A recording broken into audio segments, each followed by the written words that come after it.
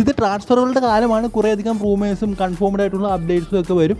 എന്തായാലും കാണാൻ ഇഷ്ടമുള്ളവർ കാണുക, എനിക്ക് അത്രേ പറയാനുള്ളൂ. കാരണം എല്ലാ സത്യസന്ധമായിട്ടുള്ള ന്യൂസൊന്നും ആയിരിക്കില്ല, റൂമറുകളായിരിക്കും. ഇപ്പോഴത്തെ അപ്ഡേറ്റ് എന്ന് പറയുന്നത് 21 വയസ്സുള്ള ട്രാവോ എഫ് സിയുടെ സ്ട്രൈക്കറായ സൊറൈസം റോബിൻ സിംഗിനെ ഇപ്പോൾ നമ്മുടെ Jamshedpur F C, Mohammedans F C, അതുപോലെ നോർത്ത് ഈസ്റ്റ് യുണൈറ്റഡ്, പിന്നെ കേരള ബ്ലാസ്റ്റേഴ്സിൻ്റെ പേര് ഞാനൊരു വേറൊരു എക്സാറ്റിൽ കണ്ടിരുന്നു.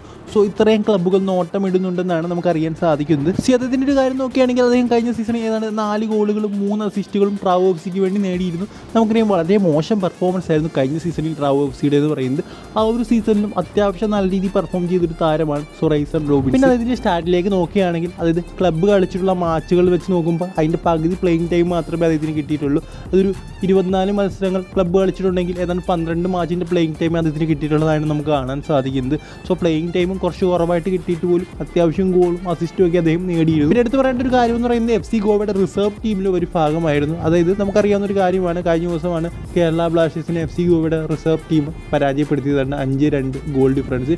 സോ അവരുടെ റിസർവ് ടീം അത്യാവശ്യം സ്ട്രോങ് ആയിട്ടുള്ളൊരു ടീമാണ്. സോ ആ ഒരു ക്വാളിറ്റി ഉറപ്പായിട്ട് ഈ ഒരു താരത്തിലും ഉണ്ടാകും. അദ്ദേഹം കേരള ബ്ലാസ്റ്റേഴ്സിലേക്ക് എത്തുമെന്ന റൂമറുകൾ വളരെയധികം ശക്തി കുറവായിട്ടുള്ള റൂമറുകളാണ്. 1-2 ഹാൻഡിൽ ഞാൻ കണ്ടിട്ടുള്ളൂ.